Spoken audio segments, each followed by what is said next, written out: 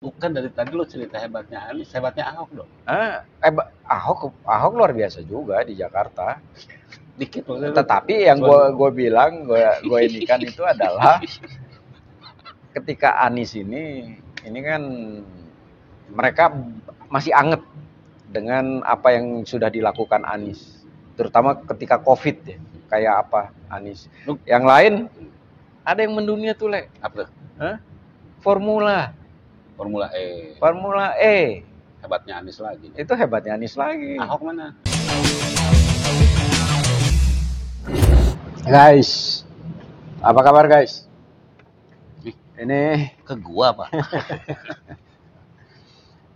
Ini pemilihan gubernur untuk DKI Jakarta semakin menarik guys. Yang menariknya adalah untuk pilkada 2024 ini, Le.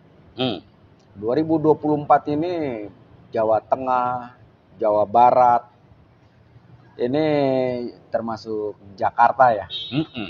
Ini bener-bener apa?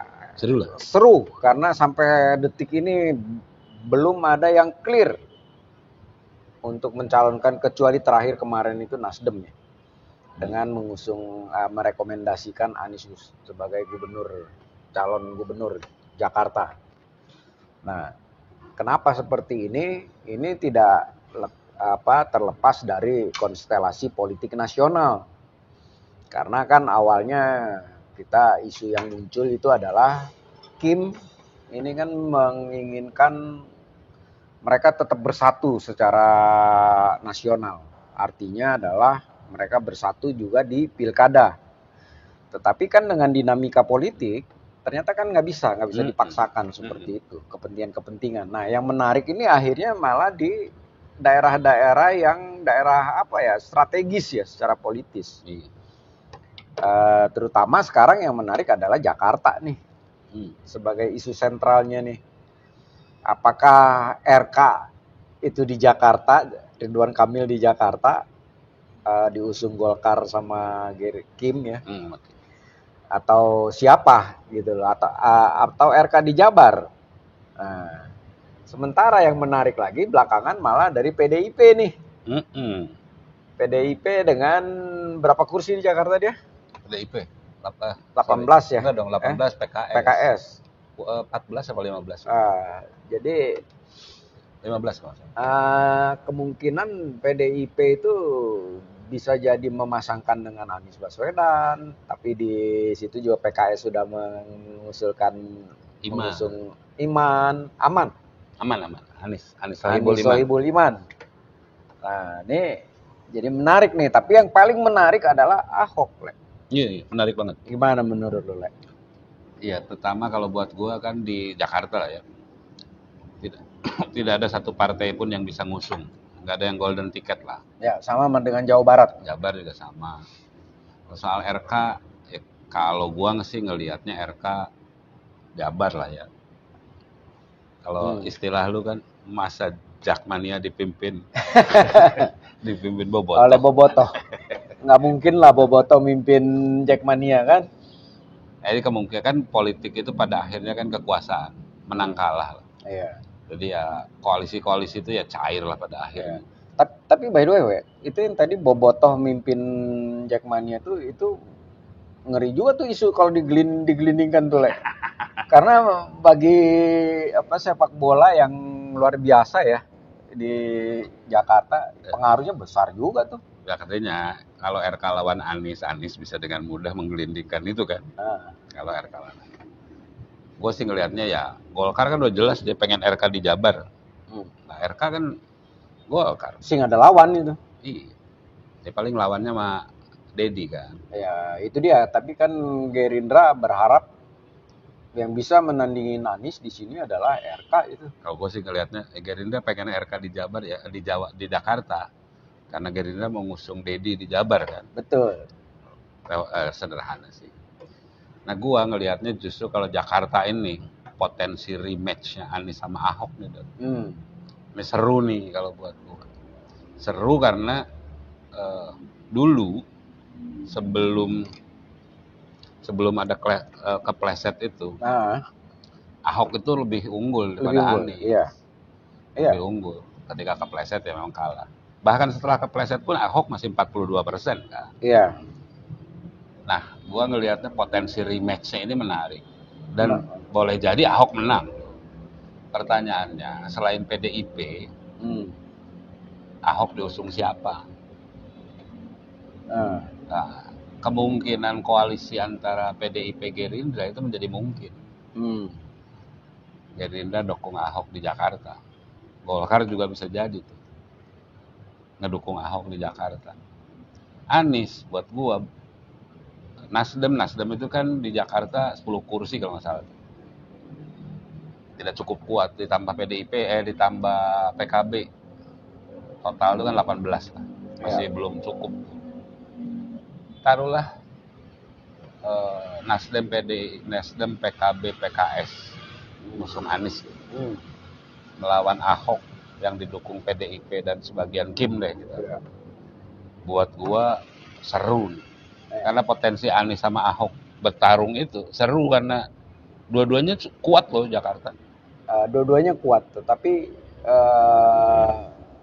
isu yang sempat membuat pecah itu menurut lo itu apa sudah terlupakan? Apakah sudah cair? Ya kalau buat gua 5 tahun ini orang belajar lah ya. Orang pada akhirnya akan menjadi pragmatis.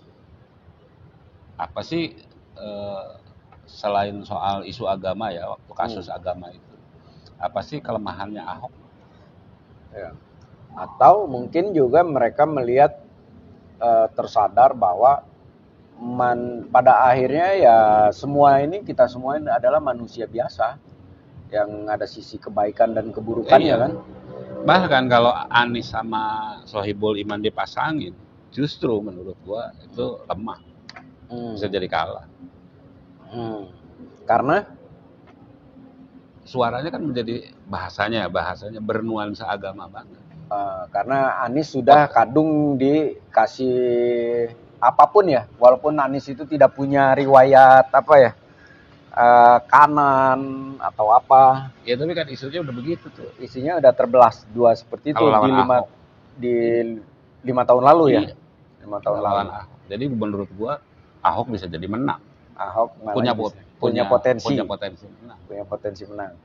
Itu kalau gua ngelihat. Bahkan bersyukur seru juga nih gitu. Ya, tapi kalau lu lihat misalnya peta kemarin kan di Jakarta kan agak lain ya. Presiden.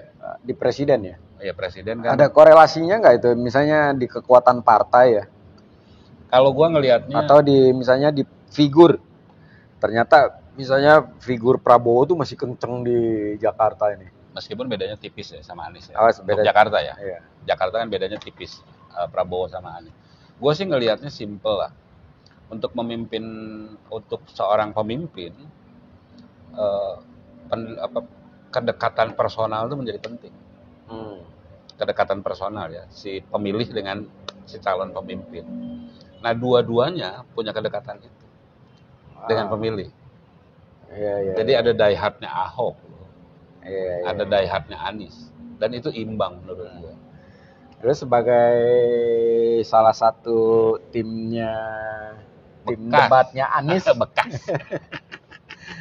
Guys, ini kan sempat di tim debatnya Anies nih guys. Waktu pilpres.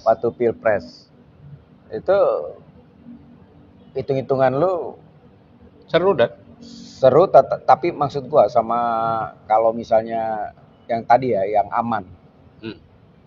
Kalau aman itu kalau hitungan gua ya, menang Ahok. Kalau gua ya. Udah yakin nggak lu bahwa kalau yakin pada akhirnya aman? Belum. Pada akhirnya kan tarik-tarikan politik lah. Pada akhirnya amin juga. Pada akhirnya tarik-tarikan politik lah. Pada akhirnya tidak aman berarti ya. Lagian sekarang pilkada ini nggak ada kotel efek, pileknya udah selesai dah. Iya. Jadi partai pun ngelihatnya tidak lagi seperti kemarin pilpres yang pilek bareng ya. Tapi kan lo harus bicara juga, nggak bisa dipungkiri ya, mesin partai ya. Benar, dalam konteks mesin partai ya. Tetapi kalau kemarin itu, misalkan Anies, ngedukung Anies itu kotel efeknya kan ke suara partai. Iya. Nasdem naik, PKB naik, PKS naik gitu loh. Kalau sekarang kan nggak ada. Iya. Sekarang tuh murni ngadu jago kan. Ngadu jago. Adu jago kan. Iya. Ayam jago. Gua ngelihatnya itu sih. Dan kalau Ahok lawan Anies, tergantung nomor 2-nya. Mungkin 3 nggak pasang? Mungkin. Karena kan Kim kan pasti akan kasih jagoan juga kan. Bisa jadi untuk sebagian Kim nomor 1 kan. Bisa jadi. Jadi gubernurnya. Artinya gini loh. Gerindra, apakah mungkin Gerindra mau misalnya dia tidak di gubernur tapi di wakil?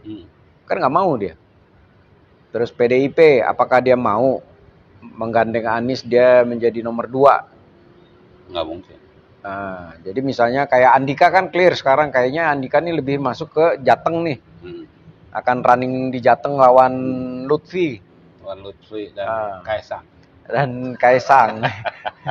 Kasihan tuh Kaisang. Bukan kasihan sih. Nah, belum ada yang dukung. Nah, ini 6 tokoh yang kuat itu selain ada Ahok, Jakarta ya. Ada Anies. Siapa? Karena tadinya kan Erik sempat muncul namanya, tiba-tiba kan tenggelam lagi tuh, nggak ada muncul. Karena mungkin Erik juga nggak tertarik ya. Iya. Kalau gua ngelihatnya tokoh lain yang bisa muncul di Jakarta. Patria kan udah masuk ke sana itu, ke Banten. Oh. Reza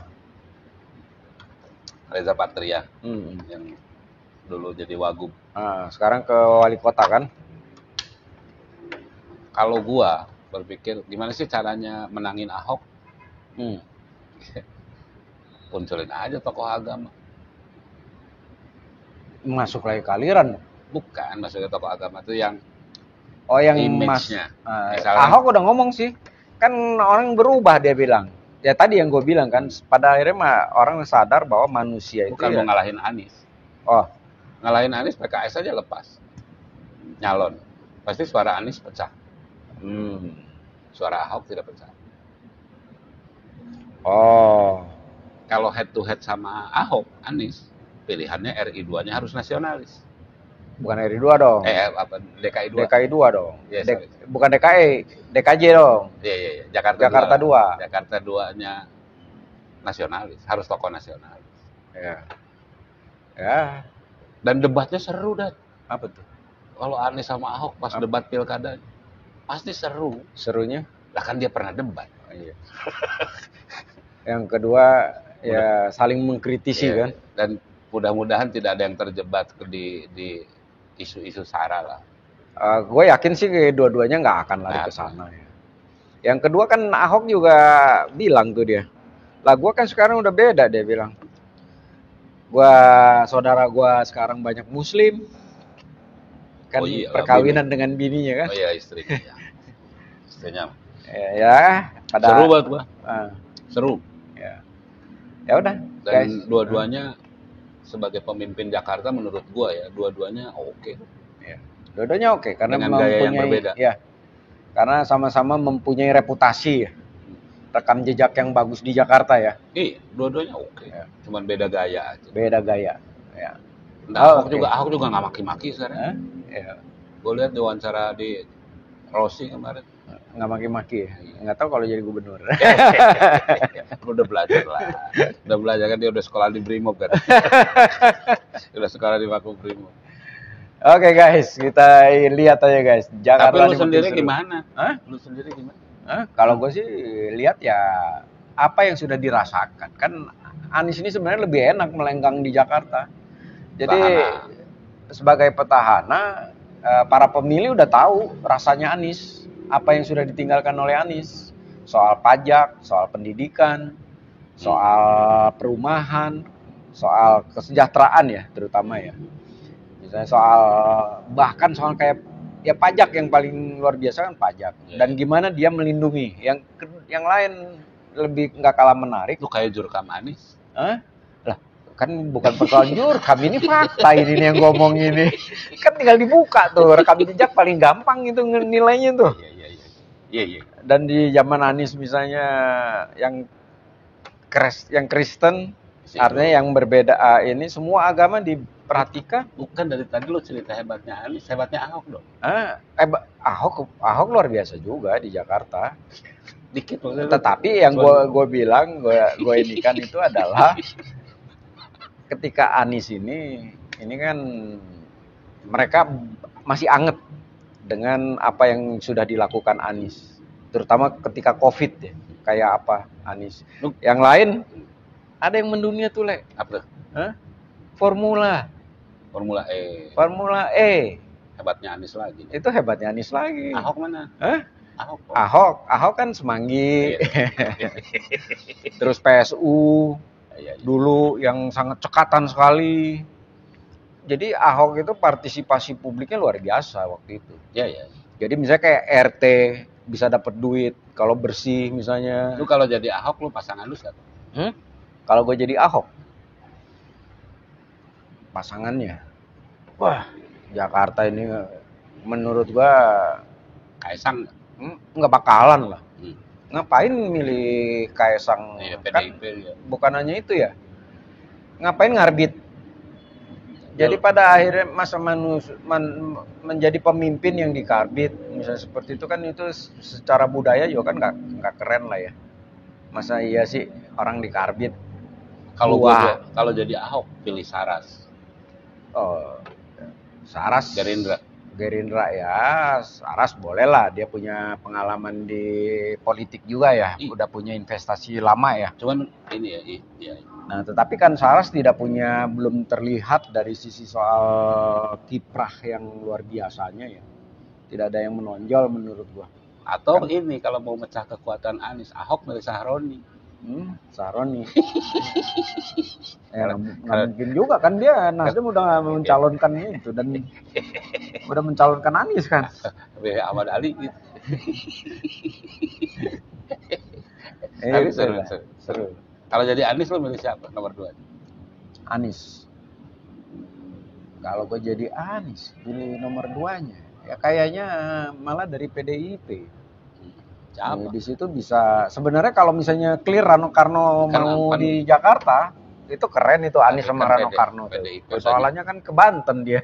Kan PDIP udah nyalonin Ahok, nggak mungkin nyari Ahok. Iya kan, sama Anies ya. Makanya lu juga jangan bilang bener juga ya. Siapa ya Anies ya? Ya kalau misalnya Reza nggak kesana bagus juga, karena selama waktu Anies sama Reza Patria itu keren itu. Bagus. Pembagian tugasnya keren, kompak. Dan Reza Patria juga kan Betawi itu. Jadi unsur Betawinya kuat sekali. Nah sementara kalau misalnya ini memang nomor 2-nya itu gue ngeliat apa ya? Dari Golkar tuh yang bekas Bupati Tangerang. Wali kota Tangerang yang masih muda. Iya, si siapa? Kok jadi lupa sih? Arif siapa? Zaki. Boleh juga tuh. Boleh, sama Zaki. Menurut gua menarik karena anak muda ya. Anak muda yang bukan karbitan tapi lain. Lu nggak mau? Udah lah, nggak usah diterusin lagi lah. Sampai sini aja dulu lah. Iya. Oke guys, gua bangga, gua resah, gua Indonesia. Kalian